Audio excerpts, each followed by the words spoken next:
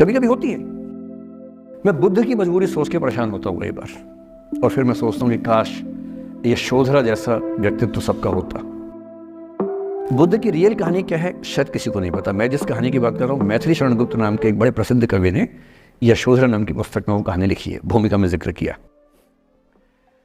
बुद्ध बचपन से ही थोड़े से वैरागी किस्म के व्यक्ति थे। उनकी कुंडली देख के एक ज्योतिषी ने बताया भी था। माता पिता बहुत परेशान थे, शुद्धोदन उनके पिता का नाम था। माता पिता ने बहुत कोशिश की कि इस बच्चे का मन विरक्त न हो। अच्छा महल बनवाया, सारी सुविधाएं दी। जैसे ही बुद्ध थोड़े से किशोरावस्था में आए, उस समय की दुनिया की सबसे खूबसूरत महिला से, लड़की से, यशोधरा से उसकी शादी करवा दी। यशोधरा के पिता ने काफ़ी एग्जाम लिए बुद्ध जी के, वो सारे एग्जाम में पास हुए, तब जाकर शादी हुई, ऐसे नहीं हुई।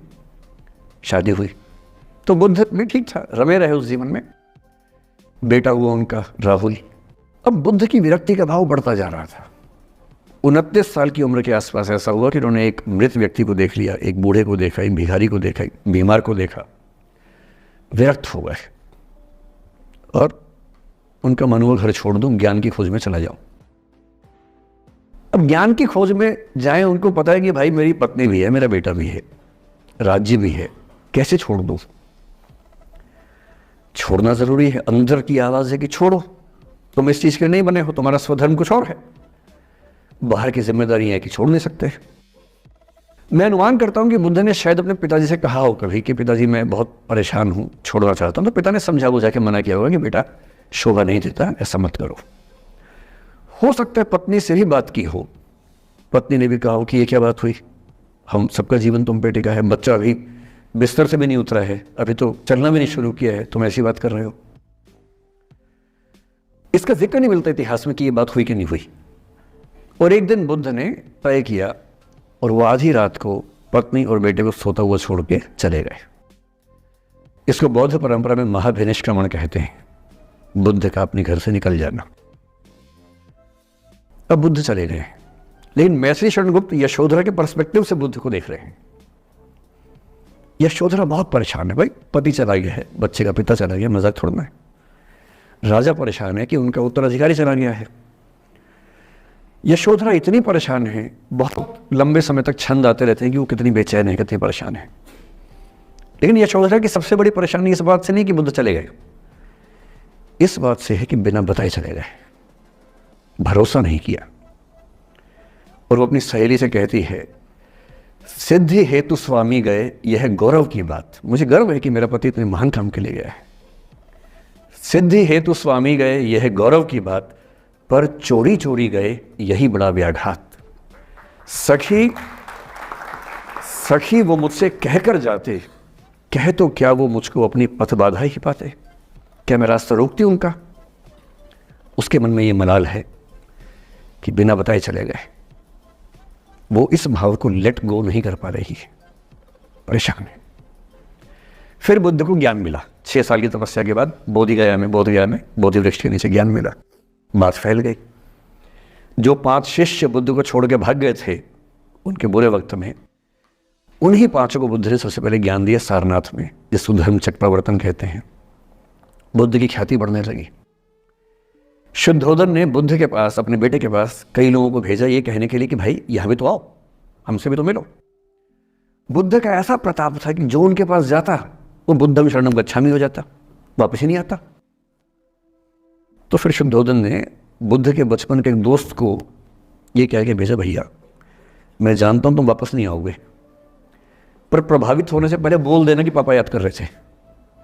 तो वो गया, उससे वायदा निभाया, हो तो गया, बुद्ध के संग में दीक्षित हो गया, पर वायदा निभा दिया।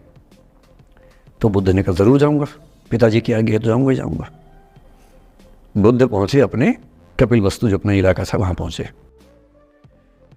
पूरे कपिल वस्तु में, नेपाल सिद्धार्थ नगर से नेपाल जाएंगे तो नेपाल बॉर्डर पे कपिल वस्तु है। मैं देखने गया था वो जगह जहां बुद्ध पैदा हुए थे, बड़ा सुंदर स्थान है, आप भी जाके देखेंगे अभी। तो बुद्ध पहुंचे रात को, एक धर्मशाला में रुके। अब वहां हल्ला मच गया कि राजा का बेटा धर्मशाला में। बुद्ध ने कहा भाई मैं देखो राजा का बेटा बन के नहीं आया हूं, मैं बुद्ध बन के आया हूं। सुबह उठ के भिक्षा मांगने लग गए उस इलाके में, अपने ही पिता के राज्य में। पिता ने सिर पीट लिया कि भाई क्या कर रहे हैं। फिर बुद्ध ने सूचना भिजवाई कि मैं बुद्ध हूं, बेटा हूँ संयोग से, ठीक है मैं आ रहा हूँ मिलने के लिए, पर मैं बुद्ध होके आया हूँ, मेरी चर्या है, नियम है, मैं भिक्षा से ही जीवन जीता हूँ अपना। ठीक है, पिताजी ने कहा चल कोई बात नहीं। फिर बुद्ध गए पिता से मिलने, पिता से मिले, सबसे मिले, भरी सभा में, लेकिन यशोधरा नहीं आई मिलने के लिए, लेट गो नहीं कर पा रहे थे। उसके मन में दर्द था, छुप के क्यों गया, बता के जाता। बुद्ध ने पूछा पिता से कि यशोधरा कहाँ है, तो बोले कि वो कह रही है कि अगर बुद्ध मिलना चाहेंगे तो खुद ही मिलने आएंगे मुझसे, मैं क्यों जाऊंगी भाई, आत्मसम्मान भी तो कोई चीज़ है, मैं क्यों मिलने जाऊंगी। तो बुद्ध मिलने गए। सोचिए कमरे में यशोधरा बैठी है, राहुल साथ में। अब राहुल थोड़ा सा बड़ा हो गया है, 6-7 साल का है। बुद्ध गए हैं। अब आपके मन में आ रहा है कि बुद्ध वहाँ जाके बोलेंगे सॉरी मैंने गलत किया, I hurt you, I really feel sorry. Buddha है वो बुद्ध, वहाँ जाके क्या बोल रहे पता है, भिक्षाम देहि, भिक्षा दो। और यशोधरा कितनी महान महिला रही होगी, उसने अपने बेटे का हाथ बाप के हाथ में दे दिया। लेट गो का इससे महान उदाहरण दुनिया के इतिहास में नहीं है कि चलो आखिर तुमने आके झुक के कुछ मांगा तो सही। उसकी जितनी ईगो थी, अहंकार था, सब विगलित हो गया। और जो औरत परेशान थी कि मुझसे बिना बताया गया, उसने अपने बेटे को दे दिया कि इसको लेके जाओ, क्योंकि मैं जानती हूं कि तुम महान काम कर रहे हो, और तुम महान काम कर रहे हो तो मैं क्यों बीच में आऊंगी भाई। मेरा पति महान काम कर रहा है तो मुझे खुशी होनी चाहिए, और तुम्हारी उस खुशी में मैं क्यों पीछे हटूं। बस मुझे भरोसे में लेके जाते तो और खुश होती।